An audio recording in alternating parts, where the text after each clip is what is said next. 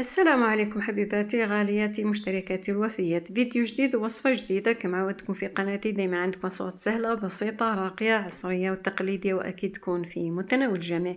كما راكم تشوفوا غالياتي وصفتنا لنهار اليوم راح نديرو كيك محشية بالكراميل وبالتفاح. كيك ما شاء الله صحية بنينة بزاف بزاف، والأهم من هذا طريقة تحضيرها سهلة ومقاديرها بسيطة. بزوج حبات تفاح وانت محضرة هذا الكيك. لكن قبل ما نبداو لا فيديو، اول مره دخلت القناه نقولها مرحبا بك والف مرحبا. ما تنسيش تضغطي على زر الاشتراك هكذا باش كننزل فيديو جديد يلحقك وللدم. دائما نقول لكم القناه قناتكم. مرحبا بكم. نبداو بسم الله على بركه الله. اول حاجه نحضروها البنات راح نحضروا الكراميل.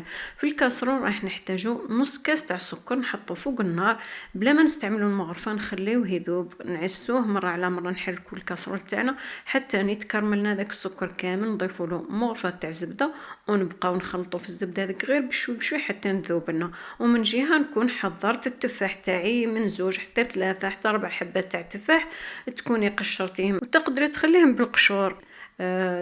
تفاح دركا على حسب الحجم، اذا كبير 2 حبات يكفي، واذا متوسطين 3، اذا كان صغار 4 حبات. تضيفيهم كما قلت لكم مباشره في الكراميل وتبقاي تخلطي فيهم. شوفوا البنات كل ما تخلطوهم هذاك التفاح رايح يطلق للماء تاعو ورايح يعاون روحه في الطياب. يعني واحد 10 دقائق هكذاك يكون التفاح تاعنا طاب. شفتوا الماء تاعو البنات كيفاش يهبط؟ هذا هو اللي راح يخليه ولا يسهل الطياب للتفاح تاعنا مع الكراميل.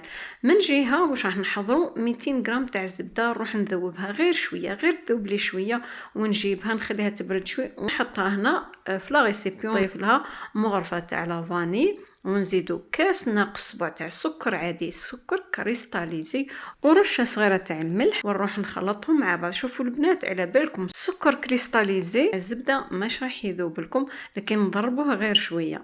قيس دقيقتين ولا 3 يتجانسوا المقادير. وهنا حبيباتي عندكم اختيار اللي تحب دير سكر كلاصي راح يسهل عليها، يعني يذوب لكم بكل سهوله. تحب الحلوه تاعها تكون مقرمشه دير سكر كريستاليزي، السكر العادي.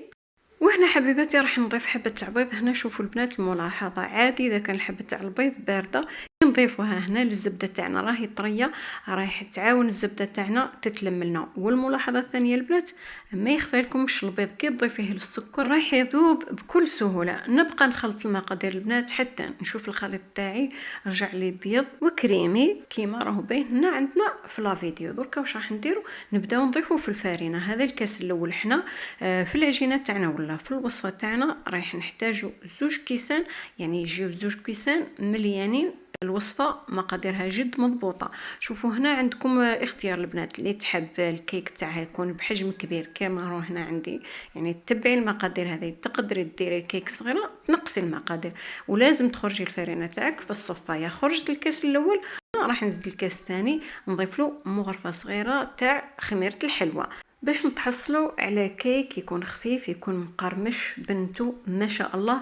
يجي البنات هذا الكيك يجي معسل. ان شاء الله تجربوه وليداتكم يروحوا من المدرسه يلقاو كيك كيما هذا رايح يفرحوا بزاف. بعد ما صفيت الفرينه تاعي هنا درك لازم نستعمل البنات يدي باش نحسوا بالملمس تاع العجينه تاعنا.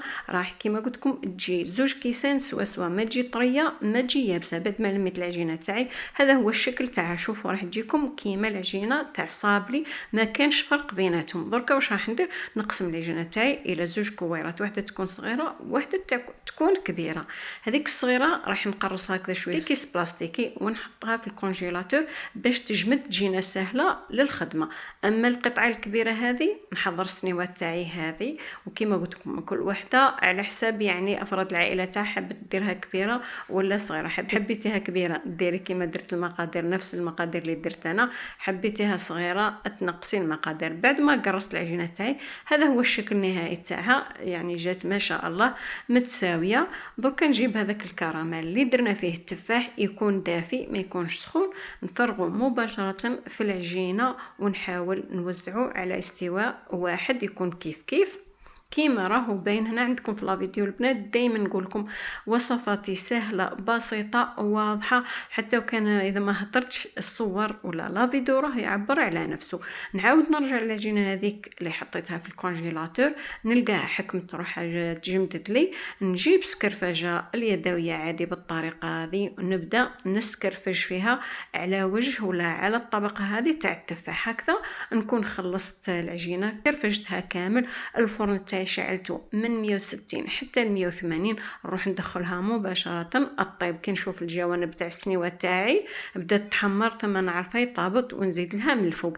اذا حبيباتي هذه هي الحلوه تاعنا ولا كيك التفاح، تجيكم ما شاء الله. العجينه تاعها تجي مقرمشه والحشوه تجي معسله بنينه. البنات صدقوني انا متاكده اذا جربتوها راح تفرحوا بها وتفرحوا بها وليداتكم. زوج حبيبات تاع تفاح وانتي محضره اروع كيك، يعني تفرحي به وليداتك وتزيدي تفرحيني انا بالكومنتير وبالجام. اخر حاجه كلمسه للتزيين البنات، رشيت عليها شوي سكر كلاصي. هذه هي الوصفه تاعنا. شوفوا ما شاء الله البنات تشهي بوها البنات وفي ضمانتي. اذا حبيباتي هنا درك تقدروا تبارطاجيو لا فيديو والقناه على مواقع التواصل، هكذا اللي ما يعرفش قناتي راح يتعرف عليها ويستافدوا كامل من وصفاتي. وما تنسونيش بدعوه الخير.